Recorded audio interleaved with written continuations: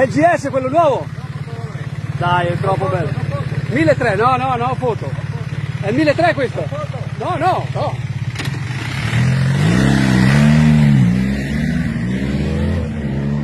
Et voilà, c'était la première fois qu'on voyait la GS 1300 rouler sur route. On va regarder ça un petit peu ensemble.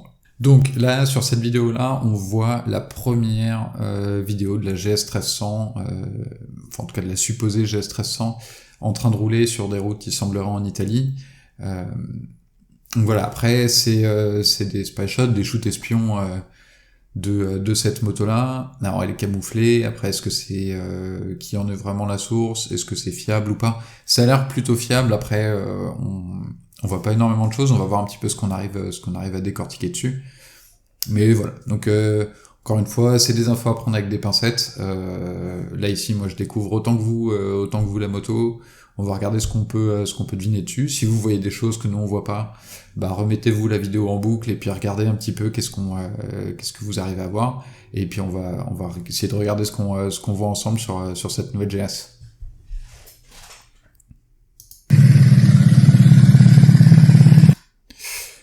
Alors, première chose qu'on peut voir, donc là, on a il semblerait des nouvelles valises, un nouveau top case, voilà, un système de fixation de valises qui semble hyper novateur. On est sur de la bonne vieille sangle.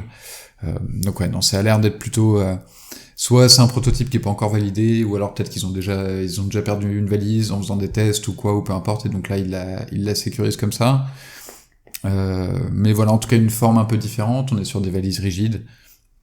On voit un top case qui a un design un petit peu particulier aussi. Autre chose qu'on peut remarquer ici, on voit sur le protège-main une zone un peu plus claire. Donc deux possibilités ici pour moi, je dirais soit, donc en tout cas déjà ils ont développé un nouveau protège-main, parce que ceux d'origine n'étaient pas forcément extraordinaires sur les précédentes GS. Donc là, deux possibilités. Soit on a un renfort en alu, comme on peut trouver chez Barkbuster, etc. Ou alors on est sur des clignotants qui sont intégrés directement dans le protège-main. Donc voilà, c'est une option. En termes de design, c'est un peu plus affiné et un peu plus visible que ce qu'on a pu voir sur les précédents spy shots. Alors ensuite, si on avance un petit peu, alors bon, c'est difficile en faisant un arrêt sur image de bien voir, mais on peut remarquer un changement de cadre en tout cas. Il semblerait que ce soit un cadre, comme ça je dirais un cadre en alu.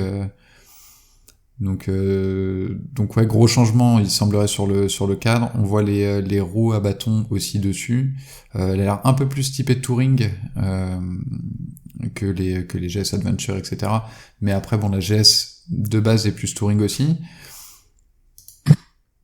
Donc voilà, là on voit complètement une nouvelle forme complète du 1300, no, foto. Du réservoir. Bon là, il lui demande de pas prendre de photos, il lui dit qu'il prend pas de photos, il prend une vidéo, donc il ne ment pas vraiment. No.